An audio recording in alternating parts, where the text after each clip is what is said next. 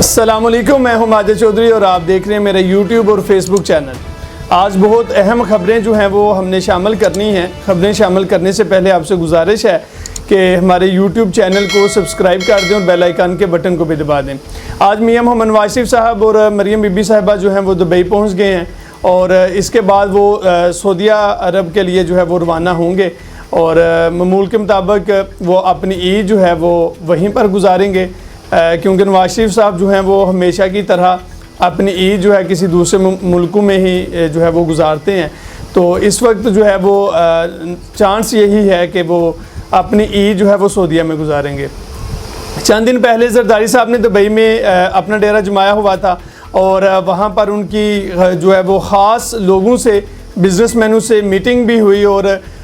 उन्होंने इसमें जो है वो यकीन दहानी जो है उनसे लेने की कोशिश की है कि वो उनके बेटे को या उनको जो है वो वज़ीर-ए-आज़म बनने में उनकी मदद करें और वो उनके साथ जो है वो हर तरह का तावन करेंगे। और यही सारी सिचुएशन को देखने के बाद मियाँ साहब जो हैं वो भी पीछे ना रहे, वो भी दुबई में पहुँचे। मरियम साहिबा जो हैं वो भी उनके साथ थी और उन्होंने भी जो है वो इसी जो है वो दौर में हैं कि वो हुकूमत जो है इस वक्त नून लीग की बने। और ये भी खबरें जो है वो गर्दिश कर रही हैं कि नून लीग की और पीपल्स पार्टी की कुछ सीटों पर जो है वो एडजस्टमेंट हो चुकी है और अब जो उनका प्लान है सऊदी अरब में जाने का,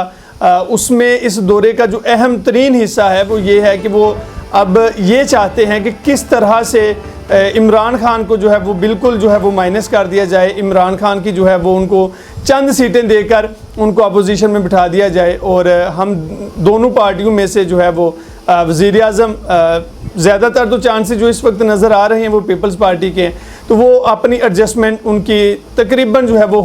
हो चुकी है। आपने जरदारी साहब की भी वो बयानात जो हैं वो सुने हैं जो आजकल वो दे रहे हैं। बिलावल भुट्टो जरदारी साहब की भी तकरीर आपकी नज़र से गुजरी होगी, तो इससे यही आइडिया जो है वो आप लगा सकते हैं, अच्छे से लगा सकते हैं हर इंसान के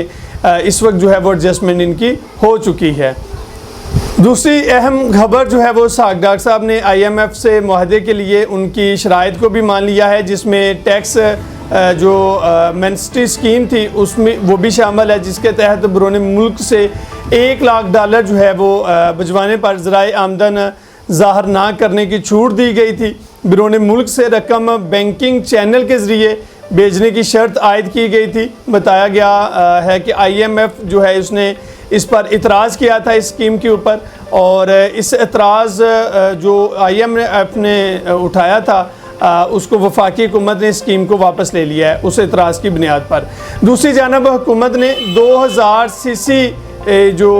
बड़ी लग्जरी गाड़ियाँ हैं उनके ऊपर टैक्स में इजाफे की नई तजवीज़ दी है, जबकि खाद की जो फ़रोख्त है उस पर 3 रुपये फ़ी किलो फेडरल एक्साइज ड्यूटी जो है वो आयद की है। इसके अलावा और भी बहुत सी तब्दीली जो है वो बजट में की जाएगी IMF को राज़ी करने के लिए। इसहाक डार साहब जो हैं उन्होंने एक सहाफ़ी कुरैशी साहब को IMF मुआहदे के बारे में पूछने पर रख के एक जो है वो चपेट जो है वो मारी थी और इतने वो यानी कि वो परेशान थे IMF को लेकर, इतनी उनके ऊपर जो है वो इतना ज़्यादा इसका प्रेशर था। तो जब इसहाक डार साहब से वो बार बार इंसिस्ट किया सहाफ़ी ने IMF के मुआहदे के बारे में पूछने के लिए, तो उन्होंने जड़ के उसको एक जो है वो थप्पड़ रसीद किया। जो थप्पड़ है वो कुरैशी साहब को नहीं, ये बल्कि सहाफ़त के मुंह पर एक ज़ोरदार जो है वो इसहाक साहब ने तमाचा मारा है। लेकिन अभी तक जो है सहाफ़ी बरादरी ने इसके ऊपर किसी किस्म का कोई एहतजाज जो है वो रिकॉर्ड नहीं करवाया। इसहाक डार साहब ने सरकारी खर्चे पर जो है वह हमारे मुल्क के इंतहाई गरीब लोग, जिनके दिल में गरीब आवाम के लिए हर वक्त जो है वो दर्द उठता है, जिनकी नींदें गरीब आवाम की फ़िक्र में जो है वो उड़ी हुई हैं, उनको जो है वो रात भर नींद नहीं आती, उनको एक सरकारी जहाज़ पर जो है वो हज पर भेजा है सरकारी खर्चे के ऊपर। और जो है वो इसलिए भेजा है कि पाकिस्तान की जो इकानमी है उसके हालात बेहतर नहीं हो रहे, उसके हालात बेहतर नहीं हैं, तो उनसे ये कहा गया है कि आप वहाँ पर जाएं और दुआ करें शायद पाकिस्तान के हालात जो हैं वो बेहतर हो जाएं, क्योंकि अब हमारे पास इसके अलावा कोई और चारा नहीं है। तो गरीब आवाम जो है वो उनके पास खाने के लिए 3 वक्त की रोटी मैसर नहीं है और यहाँ पर जो है वो सरकारी ख़र्चे पर जो है वो हज करवाए जा रहे हैं। इकानमी जो है इस वक्त 6% पर जो है वो इकानमी 6% पर चलते चलते जो है वो तबाह हो गई है। जो रेमिटेंसीज हैं वो 13% नीचे चले गए हैं, एक्सपोर्ट 13% नीचे चली गई है। जो आपके पास सुजुकी है उसने अपनी फैक्ट्री बंद कर दी है, टोयोटा ने भी अपनी जो है वो फैक्ट्री बंद कर दी है। 9 लाख पाकिस्तानी जो है वो मुल्क से इस वक्त बाहर चले गए हैं। 350 लोग जो हैं पाकिस्तानी जो हैं वो कश्ती पर डूबकर शहीद हो गए। पाकिस्तान की जो हालत इस वक्त है वो आप सबके सामने है। और जो अमेरिका में मोदी का सफ़र था और जो उसके साथ उसने बैठकर एक जॉइंट प्रेस रिलीज़ की है, उसमें उसने पाकिस्तान को सीधा जो है वो निशाना बनाया और पाकिस्तान से कहा कि वो अपने मुल्क में दहशतगर्दी पर जो है वो काबू पाने के लिए मज़ीद इक़दाम जो है वो करे। अब आप डॉन की जो है वो स्टोरी उठाकर देख लें तो उसके फ्रंट पर जो है वो स्टोरी लगी हुई है कि इस वक्त पाकिस्तान में 215 अरब रुपए के नए टैक्सेस जो हैं वो लगेंगे, और ताकि किसी तरह से IMF जो है वो खुश हो जाए। बिल्कुल ठीक कह रहे हैं सागदार साहब भी, जाहिर सी बात है कि अब उनके हाथ में कुछ नहीं है, तो अब जो है वो सरकारी दौरे पर जो है वो हज जो है हज के ऊपर भेजा हुआ है ताकि कुछ जो है वो दुआए खैर की जाए और पाकिस्तान के हालात बेहतर हो सके। आखिरी खबर जो है आज के व्लॉग में हम शामिल करेंगे पीपल्स पार्टी के रिलेटेड है। नबील गबोल साहब जो इस वक्त जो है वो ख़बरों की जीनत बने हुए हैं, और नबील गबोल साहब जो हैं वो हलफ बर्दारी के मौके के ऊपर जो है वो वहाँ पर तशरीफ़ लेकर गए, और जरदारी साहब के पास जब वो उनसे हाथ मिलाने लगे, जब उनके करीब जाने लगे, तो जरदारी साहब ने अपने हाथ से इशारा किया उसे कि आप पीछे रहें। वो अब अल्फाज नहीं मैं यहाँ पर दोहराऊँगा, उसके ज़ाहिर सी बात है कि वो नबील गबोल साहब भी एक रिस्पेक्टेबल इंसान है, तो किसी की ज़ात के ऊपर जो है हम इस हद तक भी तनकीद नहीं कर सकते कि किसी की दिलजारी हो। तो नबील गबोल साहब को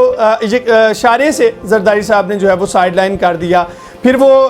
बिलावल भुट्टो साहब के करीब गए कि वो उनसे हाथ मिला लेते हैं और उनको साथ जो है वो मुसाफा करना चाह रहे थे, तो बिलावल भुट्टो साहब ने भी उनको जो है वो इशारे से खड्डे लाइन लगा दिया, यानी कि उनको एक साइड पर कर दिया। फिर उनका जो गार्ड था उसने बड़ी महारत के साथ नबील गबोल साहब को एक साइड पर ले गए, एक साइड पर कर दिया, और इस तरह से नबील गबोल साहब की भी और पार्टी की भी जो है वो इज़्ज़त जो है वो बच गई। लेकिन आपको पता है कि ये आजकल का जो है वो सोशल मीडिया का दौर है, कैमरे की जो आंख है वो हर वक्त जो है वो वहाँ पर जो है वो सहाफ़ियों की एक अच्छी खासी तादाद वहाँ पर मौजूद होती है, और जहाँ पर जाहिर सी बात है कि पार्टी का चेयरमैन वहाँ पर मौजूद हो, पार्टी का जो है वो रहबर वहाँ पर मौजूद हो, तो वो जो चेयरमैन जरदारी साहब और बिलावल भुट्टो साहब वहाँ पर मौजूद थे, तो वहाँ पर जो है वो मीडिया के एक रश लगा हुआ था, तो कैमरे ने वो जो सीन था वो रिकॉर्ड कर लिया, और एक सहाफ़ी ने उसको जो है वो वीडियो जो है वो सोशल मीडिया के ऊपर चला भी दी। उसके ऊपर नबील गबोल साहब का जो है बहुत एक सख्त जो है वो रिएक्शन आया। नबील गबोल साहब ने कहा कि अगर मुझे कोई धक्का मारता तो मैं उसको रख के एक थप्पड़ जो है वो रसीद करता, और ये वीडियो उनकी siyaasat.pk जो है उसने भी चलाई है। तो नबील गबोल साहब ने कहा कि मैं तो अपने हल्के के मसाइल के लिए उनके पास गया हुआ था, लेकिन ऐसा कुछ भी नहीं हुआ। ज़ाहिर सी बात है ये एक अशराफिया है और इनको जो है वो कहानी बनानी आती है। जिस तरह से पिछले दिनों में हमने देखा कि असद उमर साहब जो हैं वो अदालत में इमरान खान साहब के साथ जो है मुसाफा करते हैं और फिर उनको अपने पास बैठने के लिए कहते हैं, तो इमरान खान साहब जो हैं वो असद उमर साहब को इतनी कोई अच्छी खासी लिफ्ट नहीं करवाते, और उन्होंने बाद में बयानिया जो है वो बना लिया कि वो किसी और ने कहा था और ऐसा है और वैसा है। तो ये अशराफिया जो है वो बयानिया बनाने में माहिर है। बहरहाल ये जो है नबील गबोल साहब के साथ लगता है कि जरदारी साहब के जो ताल्लुकात हैं वो इतने अच्छे नहीं हैं। इस वक्त जो है जरदारी साहब और बिलावल भुट्टो साहब जो हैं वो नबील गबोल साहब से अच्छे खासे जो हैं वो नाराज़ दिखाई दिए हैं, और नबील गबोल साहब ने भी जो है वो वक्त का इंतज़ार नहीं किया और फ़ौरन अपना जो है वो रिएक्शन दे मारा है। अपने मेज़बान माजिद चौधरी को दीजिए इजाज़त, मिलते हैं अगले व्लॉग में। अल्लाह हाफिज़।